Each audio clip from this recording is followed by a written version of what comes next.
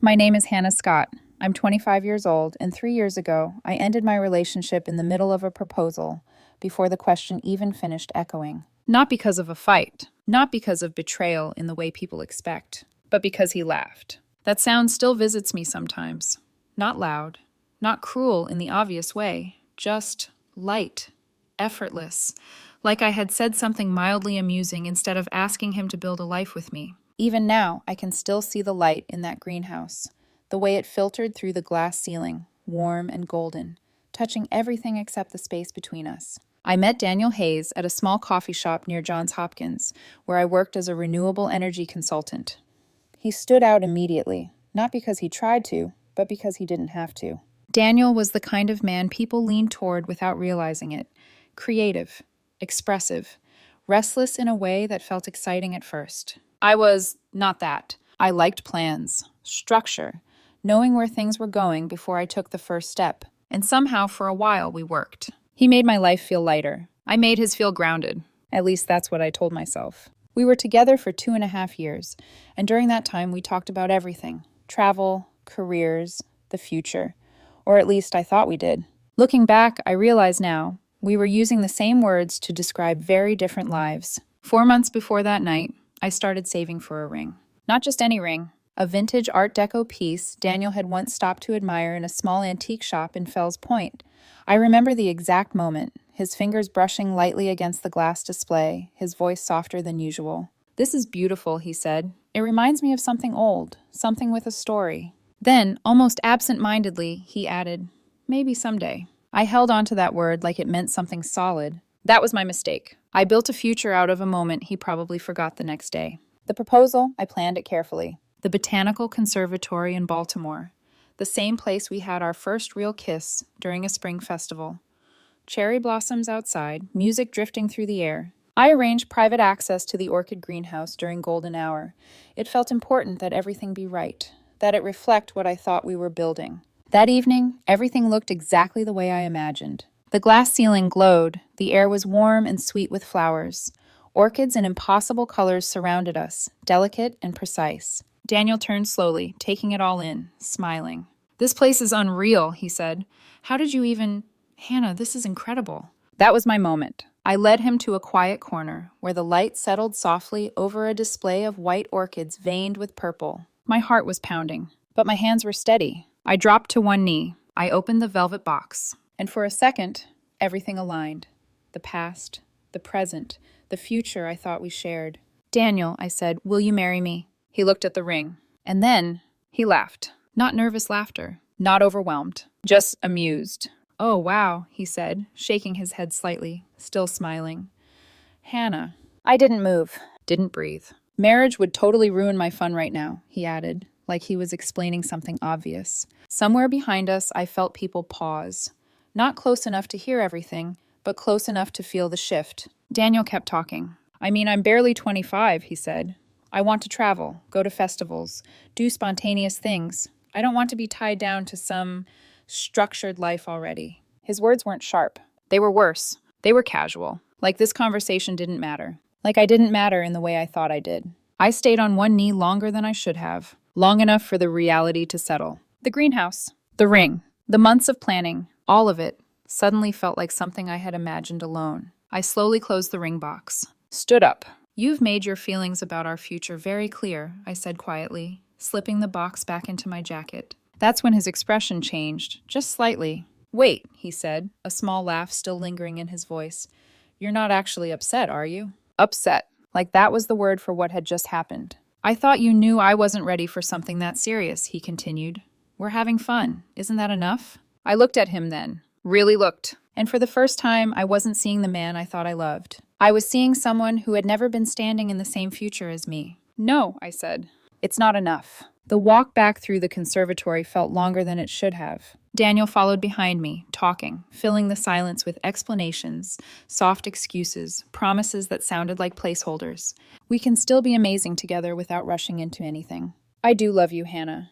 You're just taking this too seriously." But I wasn't listening anymore, because for the first time, everything made sense. I drove straight to my sister Emma's house in Annapolis. I don't remember much about the highway except the feeling in my chest. Not pain exactly, not even anger yet. It was something colder than that, a kind of stillness that settles in after a loud, humiliating truth, the kind that leaves no room for denial. Daniel called 3 times before I reached the bridge. I let the phone buzz in the cup holder until the sound stopped, then started again. By the time I pulled into Emma's driveway, the screen was lit with missed calls and messages. His name kept appearing over and over like repetition alone could turn what happened into something else. Emma opened the door before I knocked. She took one look at my face and stepped aside. No questions, no forced comfort, just quiet understanding, which somehow hurt more than if she'd made me explain it immediately. She handed me a glass of water first, then a blanket, then sat across from me on the couch while I stared at the wall like the room had gone slightly out of focus. After a while, she said, "Do you want me to say something or just sit here?" "Just sit here," I whispered. So she did. That night, I barely slept. Every time I closed my eyes, I saw the greenhouse again. The orchids, the ring box open in my hand, Daniel's smile, that awful, careless laugh. I replayed it from different angles, as if there might be some version of the memory where I had misunderstood him. But there wasn't. That was the worst part. He had been honest. Cruel in a soft voice, but honest. The next morning, I woke up with the kind of clarity that only comes after something irreversible. My chest still hurt, but the confusion was gone. I showered, dressed, tied my hair back, and drove to the antique shop before it opened. The owner recognized me immediately. His eyes dropped to the velvet box in my hands, still unopened since the night before, and something in his expression gentled. He unlocked the door, let me in, and didn't ask for an explanation. Sometimes mercy comes in small forms. A quiet room, a lowered voice, a stranger who doesn't make you relive your humiliation just because he can. "Sometimes timing isn't right," he said softly as he processed the return. I almost laughed at that, except there was nothing funny left in me. Timing. That was exactly how Daniel would frame it. As if this had been a scheduling problem. As if my proposal had simply arrived in the wrong season of his life instead of exposing the truth about what he wanted and what he never wanted enough. The refund hit my card before I made it back to the car. I sat behind the wheel for a minute with both hands on the steering wheel, staring straight ahead. That ring had carried 4 months of hope. Now it was just a transaction reversed. I went back to the townhouse while Daniel was at his Saturday yoga class. I knew his routine. That was the thing about loving someone for years. You learn their habits so well that even leaving them requires using what you know. The house was quiet when I stepped inside. For 1 weak second, I hesitated. Not because I wanted to stay. Because every room looked like evidence of someone I no longer recognized. The gray throw blanket we picked together. The framed travel print above the dining table. The ridiculous ceramic bowl Daniel bought at a street market because he said it looked charmingly uneven. The coffee mugs. The records. The little ordinary objects that had once made the place feel shared. I moved through it all without stopping. I packed only what was clearly mine. 2 duffel bags. Clothes. Work laptop. Chargers. Personal papers. Toiletries. A framed photo of my parents from a beach trip years ago. A navy sweater Daniel used to steal and wear around the house, which I shoved into my bag harder than necessary. I left everything else. No dividing lines with masking tape. No emotional inventory. No slow argument over bookshelves and dishes and who bought what. I wasn't interested in negotiating over remains. On the kitchen counter, I left my key and parking pass beside a short note written on the back of an unopened utility bill. "I'll arrange to get the rest of my things later.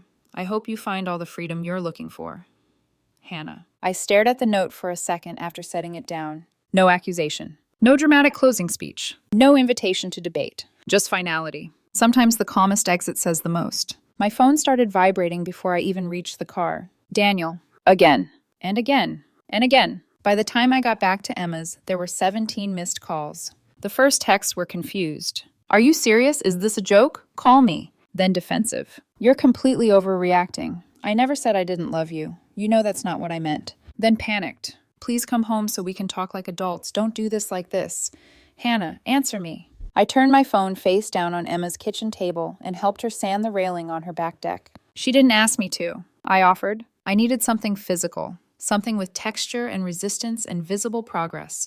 Something that responded honestly when pressure was applied. Wood made more sense to me that afternoon than love did. Emma handed me sandpaper and said nothing for almost 20 minutes. Then, without looking up, she asked, "Did he cheat?" "No." "Did he hit you?" "No." She stopped sanding then and looked at me. "What happened?" I kept my eyes on the railing. I asked him to marry me, I said, and he laughed. Emma didn't speak for a full 3 seconds. Then she set the sandpaper down very carefully and said, "He laughed?" I nodded, not trusting my voice. Her face changed in a way I'll never forget. Not dramatic fury, something more controlled, protective, like she had to force herself not to get in her car immediately and drive somewhere. What exactly did he say? I repeated it as closely as I could. Marriage would ruin my fun right now. Even hearing it aloud in daylight made it sound thinner, more embarrassing. Less like the kind of sentence that could destroy a relationship and more like something an unserious man says because he assumes seriousness will wait for him. Emma leaned back against the deck post and folded her arms. "That wasn't nerves," she said. "I know." "That wasn't confusion either." "I know." He meant it. I swallowed. "I know." There's a strange comfort in having the worst thing confirmed by someone who loves you. It doesn't make it hurt less. It just stops the mind from trying to rescue what should be buried. That evening, when I finally turned my phone back on, the number had grown. 43 messages, 12 voicemails. Daniel had also contacted my parents, Emma, 2 of my coworkers. He'd told all of them there had been a misunderstanding and that I was reacting emotionally and refusing to communicate. That part almost impressed me. How quickly he shifted from dismissing my pain to managing the narrative around it. His voicemails changed in tone the longer they went on. The first few still carried irritation under the apology. "Hannah, this is ridiculous. You know I didn't mean it like that." Then came softer ones. "Please just talk to me. We can work through this." Then finally, desperation. "I love you. Just because I'm not ready right now doesn't mean I never will be. Why are you acting like this is over? Why are you acting like this is over?" I listened to that line twice, because it told me everything. He still thought this was about timing. He still thought the problem was that I had proposed too soon, asked too much, expected too clear an answer. He still didn't understand that his laughter had done more than reject the proposal.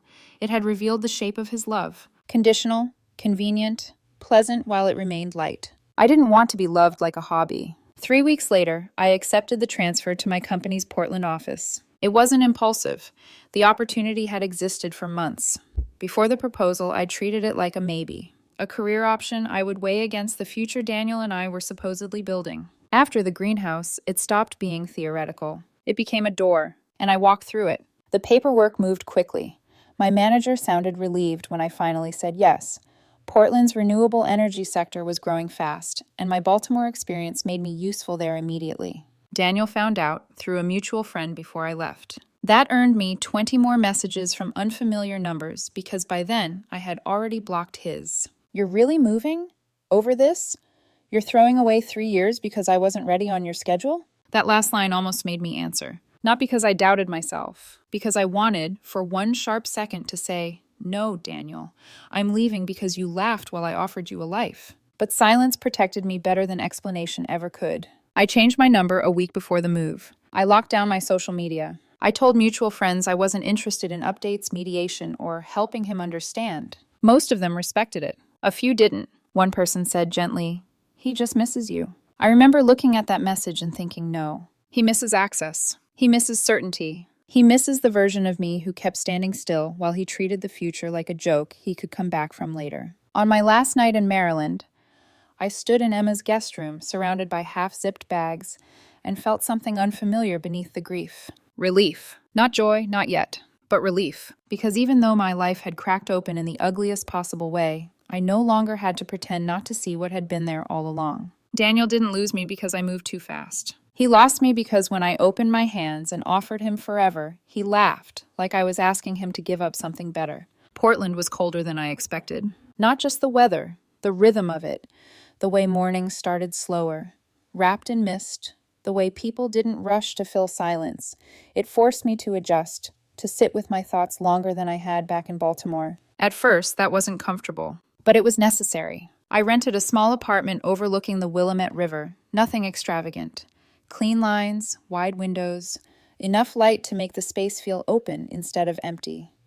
The kind of place that didn't try to impress anyone. Just like me. Work filled most of my days in the beginning. New projects, new team, new expectations. Portland's renewable energy sector was expanding fast, and I stepped into it without hesitation.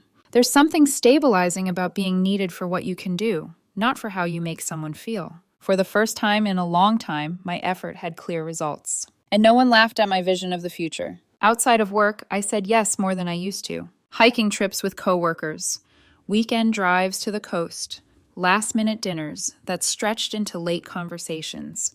I didn't overthink every plan or measure every decision against someone else's comfort. The irony wasn't lost on me. I was living the kind of spontaneous life Daniel claimed to want. The difference was, I wasn't running from anything. Back in Baltimore, Daniel didn't stop. Even after I changed my number, even after I disappeared from every space we used to share, he found ways to circle the edges of my life. Fake accounts, messages through mutual friends. He showed up at my old office more than once, asking my former colleagues where I had gone. My replacement emailed me once, hesitant, apologetic, telling me Daniel had come by 3 times in 1 week. That wasn't love. That was refusal. Emma called me during my second week in Portland. He found my number, she said without preamble. I was standing in my kitchen, unpacking a box of dishes, the rain tapping softly against the windows. What did he want? To explain, she said. Again. I closed my eyes for a second. Did you listen? I let him talk, she said, for about 40 minutes. 40 minutes. Of what? Revision? Justification? I told him, Emma continued, her voice steady, that if he wasn't ready for commitment, he should have been honest during all those conversations you two had about the future. I leaned against the counter, gripping the edge slightly. And I told him laughing at someone's proposal isn't something you do to a person you want to keep. There was a pause. He asked for your new number, she added. Of course he did. What did you say?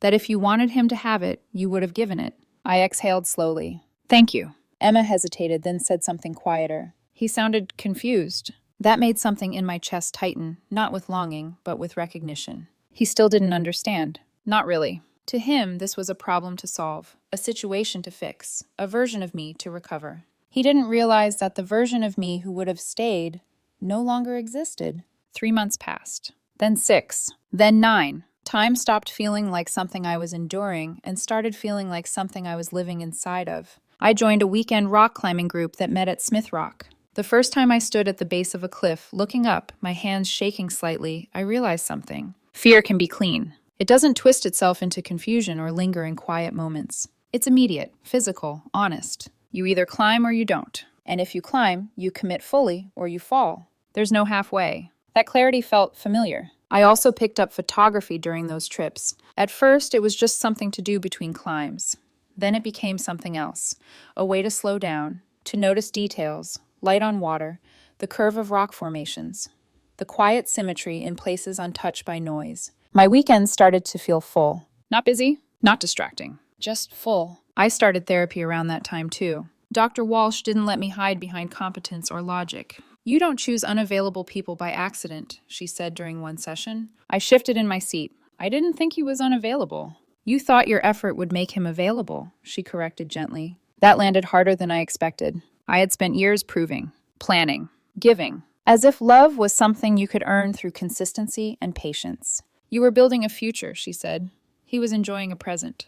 I stared at the floor, and you believed those were the same thing. That session stayed with me longer than most, because it didn't just explain Daniel, it explained me. Around that time, I met Ethan Cole. It wasn't dramatic. No instant spark, no overwhelming moment. Just steady interest. We met at a conference my company was attending.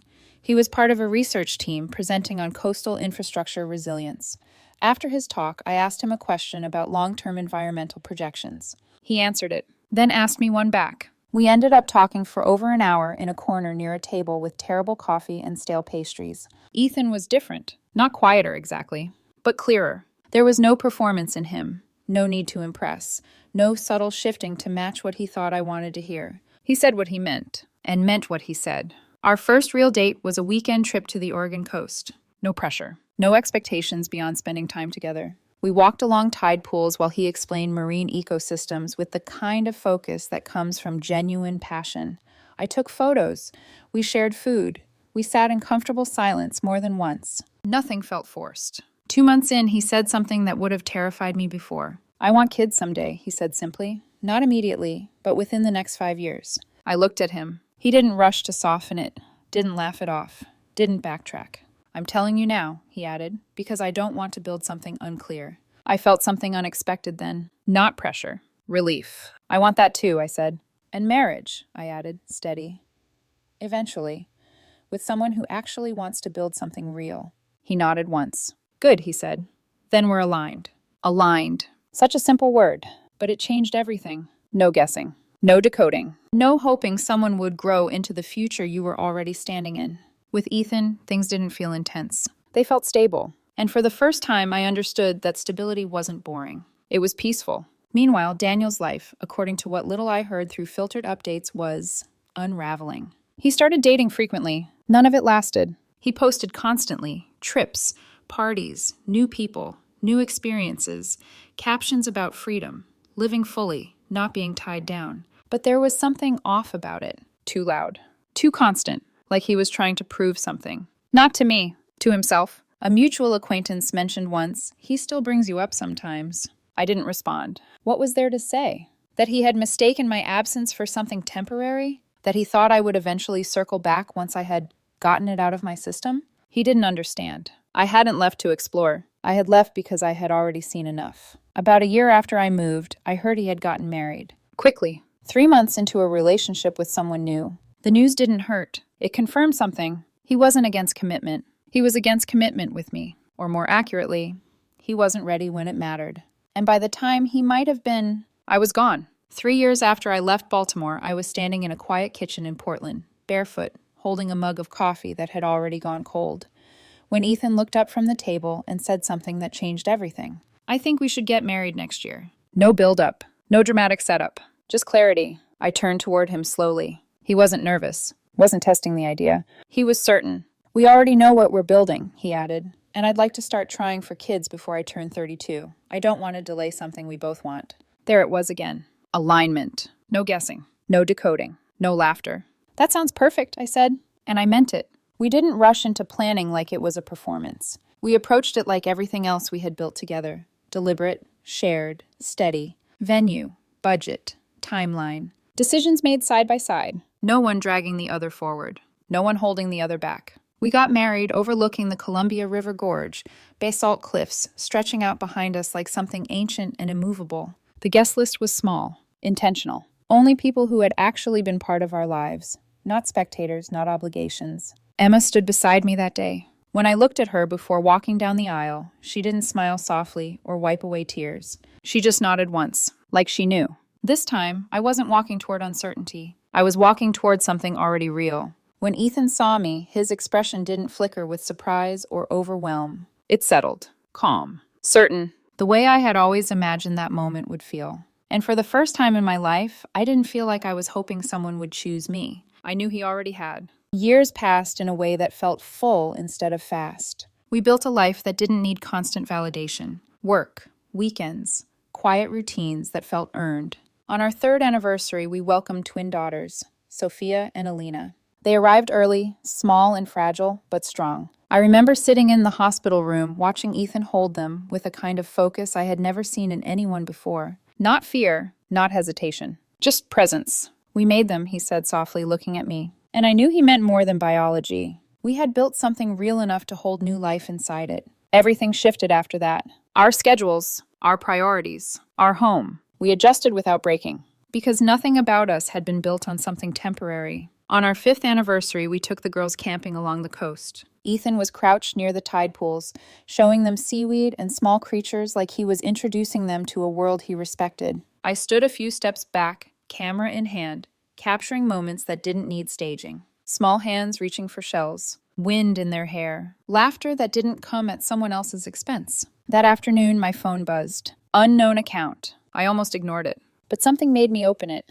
The profile picture was different. Shorter hair, darker tone, but the name. Daniel. He was using his real name again. My stomach didn't drop the way it might have years ago. It just registered. I opened the message. "I saw your anniversary post and had to reach out." I read it once, then again. He said rejecting my proposal had been the biggest mistake of his life. He said he'd been in therapy. He said he finally understood that adventure and commitment weren't opposites. He said he had seen my photos, my life, and realized he had walked away from something real. He asked if we could reconnect. As friends, he added.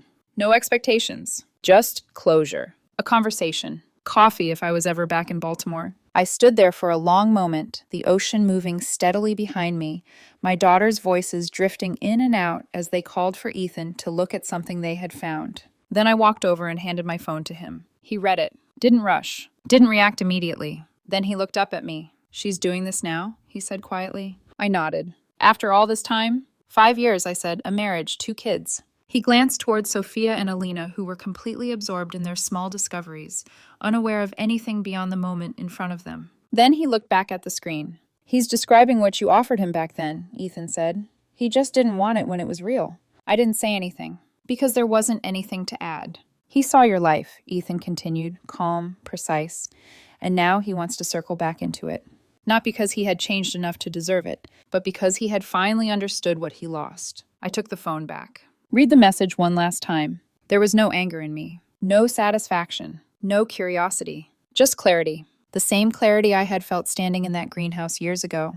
The difference was, this time it didn't hurt. "Delete it," I said, "and block him." Ethan nodded once. "Good choice." That night, inside the tent, the sound of the ocean steady and endless outside, I opened my phone and did exactly that. No reply. No acknowledgement. No reopening of something that had already ended the moment it revealed itself. I didn't need closure from him. I had already taken it. Lying there, listening to Ethan hum softly as the girls drifted to sleep between us, I thought about that night in the greenhouse. For a long time, I had remembered it as the moment everything fell apart. But that wasn't true. It was the moment everything became clear. Daniel's laughter had hurt, but it had also been honest. It showed me exactly how he saw the future I was offering. Optional. Inconvenient. Something to come back to later, if nothing better appeared. And because of that moment, I didn't give him more years. I didn't shrink my expectations. I didn't stay long enough to be slowly convinced that wanting something real was asking for too much. I left, and I built something with someone who never needed convincing.